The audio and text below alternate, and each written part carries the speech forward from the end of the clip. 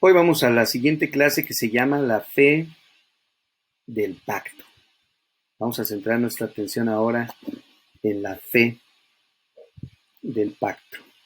Así que pues, esperamos que también esta lección sea de mucha bendición para nosotros.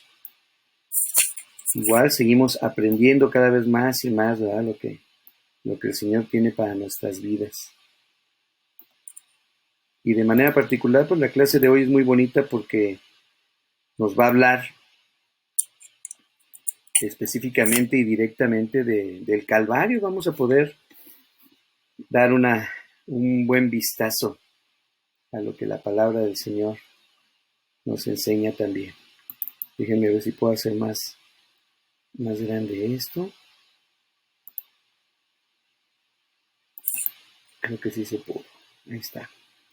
Para que se vea bien y no se vean las herramientas. Muy bien, mis hermanos, pues vamos a iniciar con la lección de hoy que se llama la fe del pacto.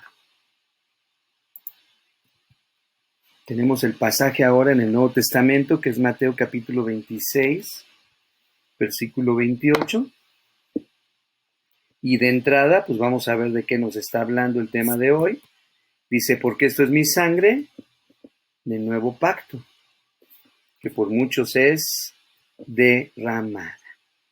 Esta es mi sangre del nuevo pacto, que por muchos es derramada. Muy bien, pues estamos entrando a este camino, vamos a llamarlo así, del Calvario, ¿no?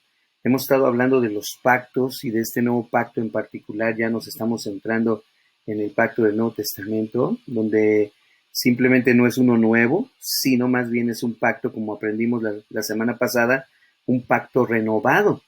¿Por qué es renovado? Porque acuérdense, el camino de la salvación del Antiguo Testamento, aunque estaban bajo el pacto con Moisés, no es diferente del camino de la salvación del Nuevo Testamento. ¿Por qué? Porque en el Antiguo Testamento, como en el Nuevo Testamento, en el Antiguo Pacto, como en el Pacto Renovado, la salvación siempre es solo por fe. Solo por fe. Si la salvación fuera por cualquier otra cosa, como las obras, por ejemplo, pues entonces la salvación sería algo que el Creador nos estaría obligando a darnos, ¿sí? Pero cuando nosotros podemos comprender plenamente la magnitud, esa palabra es muy importante para que nos permita entenderlo así, la magnitud del gran sacrificio que fue hecho por la majestad del cielo, ¿sí?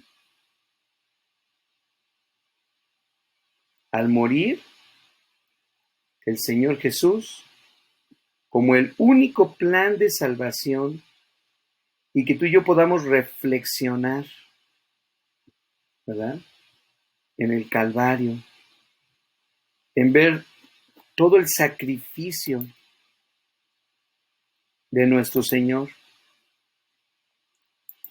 para que podamos de esa manera también hacer que nuestros corazones vibren y verdaderamente salga de nosotros y de nuestros labios alabanzas a Dios y al Cordero, ¿sí? Por ejemplo, ¿cómo podemos medir el amor que sintió el Señor Jesús por todo el mundo pecador mientras estaba colgando de la cruz, cargando y sufriendo los pecados de todos los seres humanos? Hermanos, por más que quisiéramos, es incomprensible para nosotros el inconmensurable e infinito amor de Dios, ¿sí? Y lo más interesante de esto, por eso les digo que estamos haciendo como que un recuento ahora del Calvario. Cristo estaba demostrando ahí en la cruz que su amor era más fuerte que la muerte. El amor de Jesús es más fuerte que la muerte. Él estaba cumpliendo la salvación del ser humano. Y aunque estaba sosteniendo el más espantoso conflicto de las tinieblas, ¿verdad? Cargando el pecado de todo el mundo, lo que se multiplicaba, lo que se acrecentaba, se intensificaba en él, era el amor. Ese amor soportó también que el rostro de su padre se ocultara. Dios mío, ¿por qué me has desamparado? ¿Se acuerdan? Es decir, tuvo que soportar por amor a nosotros también ese ocultamiento del rostro del Padre y lo podemos ver porque entonces se siente inducido a exclamar con amargura de alma. No fueron muchas cosas las que Dios dijo en la cruz, pero las que dijo tienen mucho significado. Dios mío, ¿por qué me has desamparado? ¿Sí? Porque estaba cargando. Y luego esas palabras bienaventuradas que todavía repercuten en los oídos de cualquier ser humano. Consumado es. Consumado es, ¿no? O sea, las escenas del Calvario, hermanos, despiertan la más profunda emoción. Yo todavía hay tiempos, ya ves que puedes ver películas de Jesús en la televisión, ¿no? Bueno, ya las podemos ver en renta y las podemos ver en los canales que hay. Pero cada vez que vemos esas escenas del Calvario, ¿verdad? Despiertan en nosotros profundas emociones. Ese es nuestro Señor Jesucristo. No podemos medir la longitud, la anchura, la altura y la profundidad de un amor tan asombroso como el amor de nuestro Señor Jesús. Entonces vamos a ir viendo los versículos bíblicos que nos corresponden en esta mañana.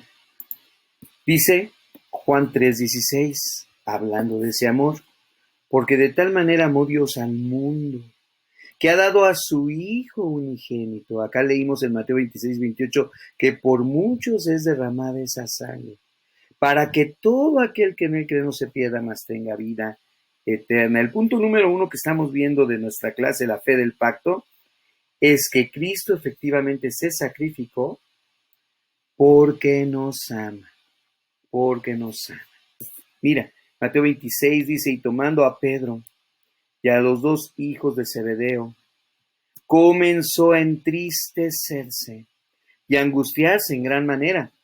Entonces Jesús les dijo, mi alma está muy triste hasta la muerte. Quédense aquí y velen conmigo. Yendo un poco adelante, dice el Mateo, se postró sobre su rostro Jesús, orando y diciendo, Padre mío, si es posible, pase de mí esta copa, pero no sea como yo quiero, sino como tú.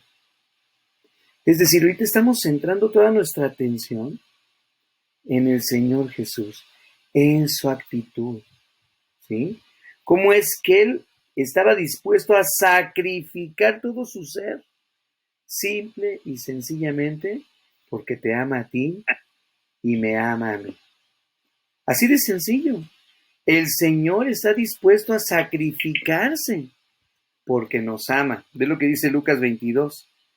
Padre, si quieres, pasa de mí esta copa, pero no se haga mi voluntad, sino la tuya. Y se le apareció un ángel del cielo para fortalecerle. Vean las palabras del Señor Jesús. Acá en Mateo 26 está diciendo, mi alma está muy triste, pero no está nada más así triste, está muy triste hasta la muerte. Y luego él en oración, postrando sobre su rostro, dice, Padre mío, Dios, ¿verdad? Si es posible, pasa de mí esta copa. ¿Sí? Entonces la situación no era una situación así nada más de tristeza X, como dicen los jóvenes de ahora, ¿no? No, era suma tristeza. Por eso me llama la atención lo que Lucas nos deja ver, el médico Lucas, cuando dice, y se le apareció un ángel del cielo para fortalecerle. ¿Cómo se sentía el Señor Jesús? Si habla de fortalecerle, es que estaba perdiendo sus fuerzas. Vean cómo dice la segunda parte de este versículo 44. Y estando en agonía, oraba más intensamente y era su sudor como grandes gotas de sangre que caían hasta la tierra. Hermanos, estamos viendo el gran alcance que tiene el amor de Dios. El gran alcance que tiene el amor de Dios. Pero también estamos viendo efectivamente cómo nuestro Señor estaba llevando por ese amor la carga de todos nosotros. Había en él agonía, agonía. El Señor Jesús empezó a morir antes de que lo subieran a esa cruz. Él ya estaba agonizando en su mente, en su corazón. Él ya estaba llevando el pecado de nosotros. Por eso está diciendo, Padre, si es posible, pase de mí esta copa, pero que se haga tu voluntad, ¿verdad? Y él necesitó de un ángel que se le apareciera y le echara porras y le ayudara para fortalecerle en esos momentos. ¿Sí? Eso nos permite entender las palabras del profeta Isaías, que al ratito vamos a empezar ya a leer Isaías. Las palabras de Isaías 53:7, con justa razón dice Isaías, angustiado él, afligido él, no abrió su boca, como cordero fue llevado al matadero, y como oveja delante de sus trasquiladores, enmudeció y no abrió su boca. Y a la hora novena, Jesús clamó a gran voz diciendo, Eloi, Eloi, lama sabactani, que traducido es, Dios mío, ¿por qué me has desamparado? Aquí están. Así se sentía el Señor Jesús. Y yo quiero que en esta mañana podamos ver el alcance tan maravilloso y tan poderoso del amor de Dios para nosotros. Y que ese amor es tan grande, ¿verdad? Que no solamente dio su vida en ese momento, sino que ahorita está sentado a la diestra del Padre y está haciendo una obra de beneficio para ti y para mí, porque está intercediendo por nosotros delante de Dios. ¿Te das cuenta? O sea, sigue mostrando su amor para nosotros. De hecho, eso significa también el pasaje que dice, más Dios muestra su amor para con nosotros, en que siendo aún pecadores, Cristo murió por nosotros. Porque abogado tenemos para con el Padre, a Jesucristo. ¿Se acuerdan también? Que si pecamos, lo leímos ahí en Primera de Juan hace poquito, Él es fiel y justo para perdonar nuestros pecados, pero Él ahorita también está haciendo una obra, dice, y limpiarnos de toda maldad. Nos está limpiando de toda maldad. Entonces podemos entender ya con estos pasajes más, incluyendo Isaías, el alcance del amor de Dios y cómo es que Jesús verdaderamente estaba cargando todo esto por amor a nosotros. Mira qué bonito encontré este comentario. Jesús demostró que su amor era más fuerte que la muerte. ¡Wow! Estaba cumpliendo la salvación del hombre y aunque sostenía el más espantoso conflicto con las potestades de las tinieblas, en medio de todo ello su amor se intensificaba. Esto les digo que es extraordinario, ¿no? Dice, soportó que se ocultara el rostro de su padre hasta sentirse inducido a exclamar con amargura en el alma, Dios mío, ¿por qué me has desamparado? Y luego lo que les decía yo hace ratito, no podemos medir la longitud, la anchura, la altura y la profundidad de un amor tan asombroso. La contemplación de las profundidades inconmensurables del amor del Salvador deberían llenar nuestra mente, conmover y enternecer nuestra alma, refinar y elevar nuestros afectos y transformar completamente todo nuestro carácter.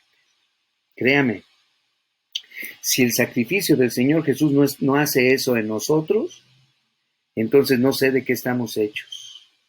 Cristo se sacrificó, punto número 1, porque efectivamente Él nos ama. Y así como dice este comentarista, no podemos medir la longitud, la anchura, la altura y la profundidad del amor tan asombroso de nuestro Señor Jesús. Imagínate nada más, ¿no? Qué maravilla, qué bendición poder reconocer el alcance que tiene el amor de Dios para nosotros. Muy bien, en el punto número 2, vamos a ver que este amor no era un amor cualquiera. Era un amor donde el Señor Jesús se sacrifica porque quiere darnos vida eterna. Y esto nos va a ayudar a entender todavía más el alcance del amor de Dios. Ve lo que dice Primera de Pedro, capítulo 1, versículos 18 y 19, donde ya nos está hablando a nosotros, sabiendo que fuisteis rescatados. Ahí lo puse subrayado, de vuestra mala manera de vivir, la cual recibisteis de vuestros padres, no con cosas corruptibles como oro o plata, o sea, no recibimos una herencia que tenga que ver con todos los anillos y los pendientes que haya guardado nuestro padre o nuestra madre, ¿verdad? Y que de oro, no está hablando de ese tipo de cosas como el oro o la plata, cosas que se corrompen, no, sino con la sangre preciosa de Cristo, como de un cordero sin mancha y sin contaminación. Fíjate, déjame decirte aquí que cuando el apóstol Pedro está hablando de la muerte de Cristo en la cruz, él nos da la idea de rescate, por eso está ahí subrayado, fuisteis rescatados, ¿ya se fijaron? Fuisteis rescatados, es decir, se tuvo que pagar un precio.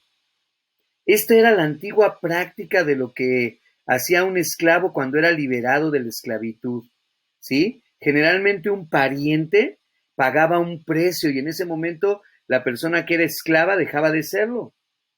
Y en contraste con esto que sucedía en la antigüedad, en los tiempos bíblicos, el Señor Jesús nos rescató de la esclavitud del pecado y del fruto del pecado, que es la muerte. ¿Pero cómo? ¿Con qué pagó? ¿Con oro? ¿Con plata? ¿Con posesiones? Con su sangre preciosa. Una vez más, este es el fundamento de todos los pactos, acuérdate. Todos los pactos que hemos estado estudiando, hemos hablado de la sangre. La sangre. ¿Sí? Él lo hizo con su sangre sustitutoria. Él lo hizo con su sangre preciosa y voluntaria. ¿Sí? Es decir, Dios cumplió su parte legítimamente del pacto al entregar a su Hijo Jesucristo. Ahora, tenemos esta promesa de la vida eterna. El punto número 2 nos dice que Cristo es el sacrificio que nos da vida eterna. ¿Sí? Porque a fin de cuentas, el Señor quería darnos una vida completa. ¿Sí? Una vida que dependiera totalmente de nuestra relación con Dios. Así que tenemos la promesa de la vida eterna. Hemos sido rescatados de la muerte y hemos sido rescatados del pecado. Vamos a seguir viendo los versículos bíblicos. Por eso dice Juan 3:16, para que todo aquel que en él cree no se pierda, mas tenga vida eterna. Y es tan claro que los apóstoles lo enseñaban también a las iglesias. Vean ahí en Primera de Juan capítulo 5, versículos 12 y 13. El que tiene al Hijo tiene la vida. Ay, me picó un mosquito. Perdón. El que tiene al Hijo tiene la vida. El que no tiene al Hijo de Dios, sencillo, tan claro como el agua, no tiene la vida. El que tiene al Hijo tiene la vida, el que no tiene al Hijo de Dios no tiene la vida. Y estas cosas os he escrito a vosotros que creéis en el nombre del Hijo de Dios, para que sepáis que tenéis vida eterna y para que creáis en el nombre del Hijo de Dios. Romanos 6:23, por eso nos dice, porque la paga del pecado es muerte, mas la dádiva de Dios es vida eterna en Cristo Jesús, Señor nuestro. Ahora fíjate qué interesante, nosotros utilizamos estos pasajes para hablarles a la gente que no conoce de Cristo, ¿no? Es más, hasta existe un método que se llama el camino romano, donde utilizando puros pasajes de Romanos, les hablamos a las personas. Pero lo interesante, todavía más interesante de esto, es que Romanos fue escrito para creyentes, no para no creyentes. Es decir, si algo debía quedar bien claro en la vida de nosotros como creyentes, la iglesia de Roma, cuando fue escrito esta carta a los de la iglesia de Roma, es que entendamos que la dádiva de Dios es vida eterna en Cristo Jesús, Señor nuestro. Por eso Juan también enseña, el que tiene el Hijo tiene la vida, si no lo tienes, no tienes la vida. Y Pedro nos dice, fuimos rescatados de nuestra manera de vivir con la sangre preciosa de Cristo, como un cordero sin mancha y sin contaminación. Y también Pedro se lo está enseñando cuando escribió esta carta. Juan también lo enseña cuando escribió su carta a los creyentes. Qué interesante que los apóstoles quieren dejar bien clara esta enseñanza en nosotros. ¿Sabes por qué la querían dejar bien clara? Porque efectivamente tenemos que darle el precio, el valor a lo que el Señor Jesús hizo en la cruz por nosotros. Y que no, como decía yo en la predicación, no agarremos una posición cómoda de que como ya estamos viviendo en paz y como ya tenemos al Señor Jesús en el corazón y ya tenemos ganada la vida eterna, descuidemos, ¿verdad? Y cuando vengan los problemas y vengan los ataques, caigamos en una situación difícil. No, al contrario, debemos estar preparados, ¿verdad? Seguimos leyendo. Estas cosas, dice Juan, les he escrito a ustedes, ¿a quiénes? A los que creen en el nombre del Hijo de Dios. ¿Ya ven? Estas cosas nos las escribió a nosotros, los creyentes, para que sepáis que tenéis vida eterna y para que creáis en el nombre del Hijo de Dios. O sea, le demos la importancia verdaderamente al Hijo de Dios en nuestras vidas. Por eso el punto número 2 nos dice que Cristo es el sacrificio que da vida eterna. Muy bien. Excelente. Vámonos al punto número 3. El punto número 3 nos dice que Abraham tuvo fe en Dios. Ahora, ¿por qué vamos a hablar ahorita de Abraham? Porque primero estamos dejando bien claro la obra de nuestro Señor Jesucristo en la cruz para vida eterna. Pero la clase se llama la fe del pacto. Entonces tenemos que ir al Padre de la fe para poder entender esta fe del pacto. Y luego nos vamos al versículo bíblico de Génesis 15:6, que nos dice, y creyó a Yahweh, y le fue contado por justicia. Y creyó a Yahweh, y le fue contado por justicia. Déjame te digo que este versículo sigue siendo hasta la fecha actual una de las declaraciones más profundas de todas las escrituras. De hecho, este versículo bíblico establece la verdad básica de lo que es la justificación solamente por la fe. Así te lo digo, y estamos hablando desde Génesis, para que veas cómo desde el Antiguo y en el Nuevo Testamento, Salmos, los profetas, todo lo que hemos leído, ¿sí, verdad? Los reyes, solamente las personas han sido justificadas por la fe.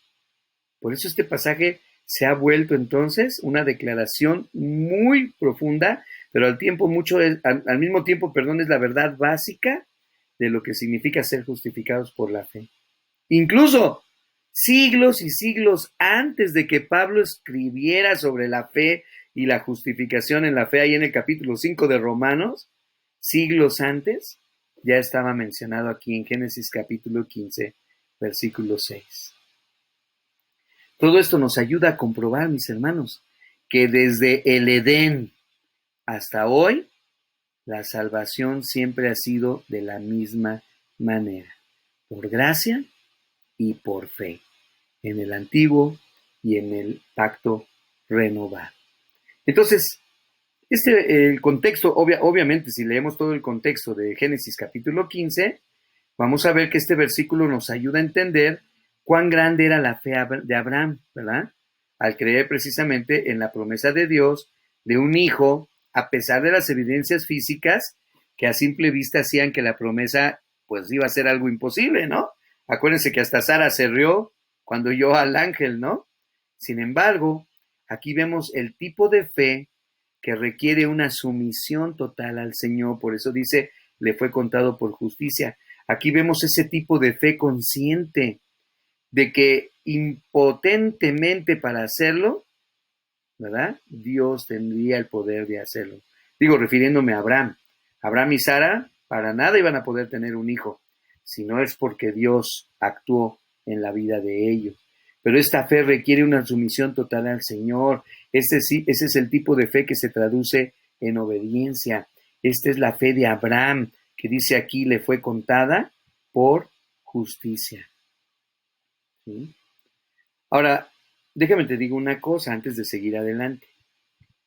Aunque la vida de Abraham fue una fe, más bien fue una vida de fe y una vida de obediencia, no fue una vida de fe perfecta y no fue una vida de obediencia perfecta. Hace algunos años en otra iglesia donde estaba yo pastoreando, estuvimos estudiando sobre la vida de Abraham e hicimos una gráfica donde puse yo todos los versículos que nos hablaban de la fe de Abraham y poníamos una calificación, cómo había sido su fe, buena, mala o excelente. Y hubo momentos en que poníamos que había sido su fe mala. Y tú dices, pero estamos hablando del padre de la fe. Bueno, déjame decirte, a veces mostró debilidad Abraham en esa fe. A veces mostró debilidad Abraham en esa obediencia. Ahora te digo una cosa, ¿esto te suena extraño? Te digo algo, nuestra fe y nuestra obediencia también muchas veces no ha sido excelente, ni siquiera buena. Quizá muchas veces también hemos tenido una calificación mala, hablando de nuestra fe. Pero estamos hablando de la fe de Abraham. Vamos a seguir leyendo los versículos de esta mañana. Ve lo que dice Romanos 4, del 1 al 3. Aquí ya, de hecho, yo creo que Pablo, guiado por el Espíritu Santo, basó su enseñanza de la fe y la justificación de la fe que encontramos en Romanos 5, en la vida de Abraham, porque ve lo que dice Romanos 4, del 1 al 3. ¿Qué pues diremos que halló Abraham nuestro padre según la carne? ¿Qué pues diremos? Dice, porque si Abraham fue justificado por las obras, tendría de qué gloriarse, pero no para con Dios, porque sabemos que no fue justificado por las obras. Ahora, vamos a ir trazando el puente y vamos a ir regresando y viniendo a Génesis, siglos y siglos antes de que se escribiera Romanos, y vamos a estar regresando a Romanos. Vean qué dice Génesis. Perdón, después de estas cosas, vino la palabra de Yahweh a Abraham en visión diciendo, no temas, Abraham, yo soy tu escudo, y tu galardón será sobremanera grande. Y respondió Abraham, Señor Yahweh, ¿qué me darás, siendo así que ando sin hijo, y el mayordomo de mi casa es ese Damaseno Eliezer? ¿O Eliezer? Aquí está. Estamos hablando cómo empieza una plática de fe entre Yahweh y Abraham, donde Yahweh le está diciendo, no temas, yo soy tu escudo, yo soy tu galardón, seré en tu vida sobremanera grande, porque va a ser una obra maravillosa. Y por eso Abraham le dice, ¿qué me darás siendo sin hijo? ¿Verdad? Y aparte, pues era ya viejo, de edad avanzada, aunque ya había recibido la promesa del Señor. ¿Sí? Pero aquí vemos cómo empieza este diálogo. Génesis 15, del 3 al 5, dijo también Abraham, mira que no me has dado prole, y he aquí que será mi heredero un esclavo nacido en mi casa. Luego vino a él palabra de Yahweh diciendo, no te heredará sino un hijo tuyo será el que te heredará. Y lo llevó afuera, y le dijo, mira ahora los cielos, y cuenta las estrellas si las puedes contar. Y le dijo, así será tu descendencia. Uf. Y luego leemos Romanos 4, donde también está hablando, primero Romanos 4, del 1 al 3, que pues diremos que halló Abraham, nuestro padre según la carne, porque si Abraham fue justificado por las obras, tiene de qué gloriarse, pero no para con Dios. Como también David habla de la bienaventuranza del hombre a quien Dios atribuye justicia sin obras. Fíjate, ¿a dónde nos está llevando Pablo por medio de Romanos para que como iglesia entendamos? que siempre desde el antiguo pacto hasta el pacto renovado, sí, porque de hecho, ahorita está mencionando ahora, primero empezó mencionando a Abraham, en los versículos 1 al 3, y ahora ¿de quién está hablando? De David, de David. ¿Y en qué siglo se escribió David? Pues en la época de los reyes, ¿verdad? De las crónicas, en la época donde se escribieron los salmos, los proverbios, a ver. Y dice, como también David habla de qué. ¿De qué hablaba David en el Antiguo Testamento? De la bienaventuranza del hombre, a quien Dios atribuye justicia sin obras, por eso lo subrayé. Donde David dice, bienaventurados aquellos cuyas iniquidades son perdonadas y cuyos pecados son cubiertos. Bienaventurado el varón a quien el Señor no inculpa de pecado. Wow. ¿Te das cuenta? O sea, David ya sabía que era por fe la salvación. David ya sabía que había de creer en Dios para la salvación. De hecho, les puse ahí en la versión Dios habla hoy, en el cuadrito negro, esa misma parte final cuando dice, bienaventurado el varón a quien el Señor no inculpa de pecado. Mira cómo dice la versión Dios habla hoy. Dichoso el hombre a quien el Señor no toma en cuenta su pecado. Así dice la versión Dios habla. O sea, Dios está atribuyéndole bienaventuranza al hombre que se justifica sin obras, sino por la fe. ¿Ya vieron? Porque ¿qué dice la Escritura? Romanos 4, versículo 3. Creyó Abraham a Dios y le fue contado por justicia. Creyó Abraham a Dios. No dice, Abraham se portó muy bien, hizo todas las obras buenas de la ley. Es más, la ley todavía ni había sido dictada, todavía ni existía, Moisés todavía no nacía. No dice nada de eso. Dice, creyó Abraham a Dios y creyó a Yahweh, dice Génesis 15:6, y le fue contado por justicia. O sea, Pablo, el versículo 3 que está escribiendo aquí Pablo a Romanos, no está haciendo otra cosa más que copiarlo de Génesis 15:6. ¿Ya te fijaste? Por eso me encanta trazar los puentes cuando se puede del Antiguo al Nuevo Testamento. Pablo está citando de memoria o Pablo está escribiendo, a lo mejor hasta lo estaba copiando ahí de Génesis 15:8. Esto, ya lo leímos, y creyó a Yahweh y le fue contado por justicia. Y acá en Romanos dice, porque ¿qué dice la Escritura? Creyó Abraham a Dios y le fue contado por justicia. Ahora vean, les pongo versión nueva, traducción viviente, versión nueva, versión internacional y versión Dios habla hoy. Les estoy poniendo Génesis 15:6 en 4 versiones diferentes. Va. Y creyó a Yahweh y le fue contado por justicia, versión 60. Nueva versión internacional. Abraham creyó al Señor y el Señor se lo reconoció como justicia. ¿Qué le reconoció? El que haya creído en él. Nueva traducción viviente. Y Abraham creyó al Señor y el Señor lo consideró justo debido a su fe, no debido a sus obras, debido a su fe. Y estamos en Génesis. Y versión Dios habla hoy. Abraham creyó al Señor y por eso el Señor lo aceptó como justo. Wow. ¿Te fijas cuando ya vamos a las otras traducciones cómo podemos encontrar más luz? La primera traducción dice le fue contado, segunda traducción lo reconoció, tercera traducción lo consideró, cuarta traducción el Señor lo aceptó como justo debido a su fe. Entonces es fascinante ver cómo en el Antiguo Testamento y en el Pacto Renovado encontramos que Dios no ha cambiado y que siempre, incluso antes de dictar la ley a Moisés, el ser humano siempre ha sido justificado por la fe y no por las obras de la ley. Por eso Romanos 4 y 5 es un pasaje que tenemos que estudiarlo y leerlo correctamente a la luz del Antiguo Testamento. Es más, si no tuviéramos el Antiguo Testamento, de una vez se los digo, para luego aquellos que nos sentimos muy neotestamentarios, si no tuviéramos el Antiguo Testamento, todo esto que estamos leyendo ahorita de Romanos, no lo entenderíamos, a menos que fuésemos judíos y conociéramos la historia de Israel, ¿verdad? Pero si no, no lo entenderíamos. Y Pablo lo entendió porque él era conocedor de las Escrituras y porque él había estudiado la ley a los pies de Gamaliel y era fariseo de fariseos. Por eso no puedo imaginarme cómo hizo clic en su vida cuando tuvo ese encuentro en el camino a Damasco con Jesús. Todo lo que había en su mente de la palabra, cómo se le iluminó en esos momentos, ¿no?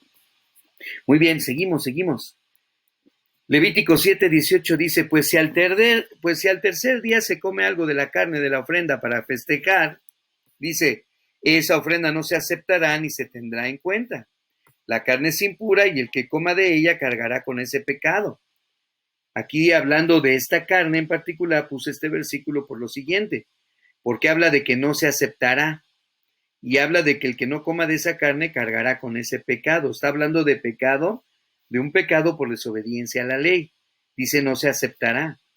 Y me llamó la atención porque esta última versión que leímos de la versión Dios habla hoy, cuando dice Abraham creyó al Señor y por eso el Señor lo aceptó. Lo aceptó, lo consideró, lo reconoció y le fue contado por justicia. Ahora, entonces, ¿qué vemos? Que Abraham tuvo fe en Dios. Y vamos a ver que por la fe, Abraham fue aceptado como justo, que son todos estos versículos que hemos leído. Mira lo que dice Efesios capítulo 2, versículos 8 al 10. Porque por gracia sois salvos, efectivamente, también Pablo lo sigue enseñando, por medio de la fe, otra vez, esto no ha cambiado, ya lo vimos, ya lo leímos desde Génesis, y esto no de vosotros, pues es don de Dios. Claro, pues está instituido desde el Antiguo Testamento hasta nuestras fechas, no es por nosotros, es por Dios. Dios así lo instituyó, por eso nosotros descansemos en las promesas del Señor, ¿sí? Luego dice, no por obras, para que nadie se gloríe, porque somos hechura suya, creados en Cristo Jesús, para buenas obras. Somos creados para buenas obras. Y esas obras Dios las preparó de antemano para que anduviésemos en ellas. O sea, las obras son importantes. Tienen las obras algo dentro de la salvación. No para salvación, sino por la salvación. ¿Sí? Para salvación no, porque esto es don de Dios. Es nada más por medio de la fe. Es gracia. Se extiende a todo el mundo. Porque de tal manera amó Dios al mundo. Ahí está el versículo, no lo hemos quitado. Juan 3:16. Para que todo aquel que en él cree no se pierda. ¿Sí? Pero las obras son también para nosotros. Ahora como creyentes. Ahora que tenemos el Espíritu Santo. Ahora que podemos ser obedientes a lo que está escrito, a lo que Dios ha puesto en nuestras mentes y en nuestros corazones, dándonos un corazón de carne y quitándonos ese corazón de piedra, como aprendíamos la semana pasada. Seguimos leyendo Santiago 2, 20 y 23. Y otra vez nos está hablando a los creyentes, más, ¿quieres saber, hombre vano, que la fe sin obras es muerta? Obviamente, la verdadera fe es para las obras. Nos permite, por eso dice, muéstrame tu fe. Bueno, vamos a seguir leyendo. Dice, ¿no fue justificado por las obras Abraham, nuestro padre, cuando ofreció a su hijo Isaac sobre el altar? Ah, caray. A ver, muchos no entienden esto porque no han estudiado todos los pasajes que ya leímos ahorita. Ya vimos que en todos los pasajes se habla de que le fue contado por justicia y fue acepto como justo delante del Señor por el simple hecho de creerle a Dios. Pero aquí Santiago nos mete un tropezoncillo, ¿verdad? Pero lo vamos a entender bien porque la palabra lo aclara. Y está diciendo esta pregunta otra vez. La voy a volver a leer, chéquenla. ¿No fue justificado por las obras Abraham nuestro padre cuando ofreció a su hijo Isaac sobre el altar? Si hasta aquí terminara esto, híjole, nos metería en un problemón Santiago o San Jacob, ¿verdad? El hermano de Jesús que escribió este pasaje. Pero qué bueno que ahí no termina, vamos a seguir leyendo. ¿No ves que la fe actuó juntamente con las obras y que la fe se perfeccionó por las obras? Uf, ahora sí ya lo entendí. O sea, siempre la fe y las obras van de la mano, pero más la fe, porque las obras son consecuencia de la fe. Las obras ¿verdad? La fe, perdón, se perfecciona por medio de las obras. La fe es la que actúa juntamente con las obras. Claro, claro que levantó Abraham el cuchillo, claro que el cuchillo iba ya sobre su hijo Isaac, ¿sí? Antes de que se oyera esa voz del cielo que le dijera detente, pero él lo hizo porque creía, porque tenía fe. Y por eso dice Santiago, y se cumplió la escritura que dice, Abraham creyó a Dios y le fue contado por justicia, y le agrega Santiago, y fue llamado amigo de Dios. ¿Sí? ¿Qué hace Santiago? Santiago lo que hace es, juntamente con Efesios y juntamente con Romanos capítulo 5, es ampliarnos más la idea de que la fe y las obras siempre han ido de la mano, pero lo que tiene preponderancia para la salvación es la fe. Y las obras son por la salvación, es decir, porque ya somos salvos, ahora andamos en buenas obras. Por eso leímos en Efesios, Dios las preparó de antemano para que anduviésemos en ellas. Entonces, por la fe, por la fe. Y vamos a concluir. Ahí están ya los 4 puntos de nuestra clase del día de hoy. Y vean lo que dice Mateo capítulo 11, versículos 28 al 30. Vengan a mí todos los que están trabajados y cargados, y yo os haré descansar.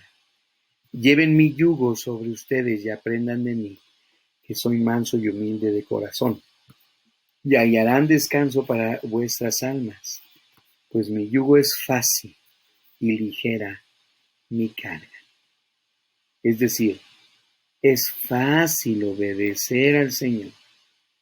Es fácil llevar la carga del Señor, ¿sí? Porque es ligera.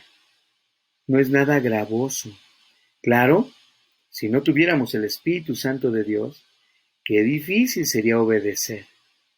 Qué difícil sería seguir las palabras de nuestro Dios escritas en la ley, y en las promesas, y en los mandamientos, y en los estatutos. Pero en Cristo Jesús no es difícil. Y por eso regresamos a todo lo que vimos en el inicio, ¿verdad? Vean el ejemplo del Señor Jesús. Sino que se despojó a sí mismo, Filipenses 2:7, tomando forma de siervo el Señor Jesús, hecho semejante a los seres humanos, y estando en la condición de un ser humano, de hombre, se humilló a sí mismo, haciéndose obediente hasta la muerte y muerte de cruz. Justificados pues por la fe, tenemos paz para con Dios por medio de nuestro Señor Jesucristo. Salmo 34:8 dice, gustad y ved que es bueno Yahweh, dichoso el hombre que confía en él. Hermanos, llevemos el yugo sobre nosotros, la palabra de Dios. Aprendamos del Señor, que es manso y humilde de corazón, que se despojó a sí mismo, que tomó forma de siervo y que se humilló a sí mismo, y seamos obedientes hasta la muerte.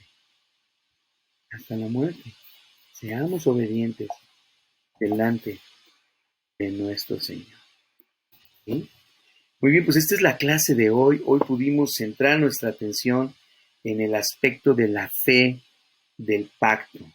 La fe del pacto. Ya estamos por terminar nuestras lecciones, ¿verdad? La próxima clase vamos a ver la vida del nuevo pacto, para que vayan poniéndose listos, ¿verdad? Lo más seguro es que ya la veamos allá en nuestras instalaciones, la vida del nuevo pacto. Y ya estaremos casi terminando las lecciones relacionadas a la promesa.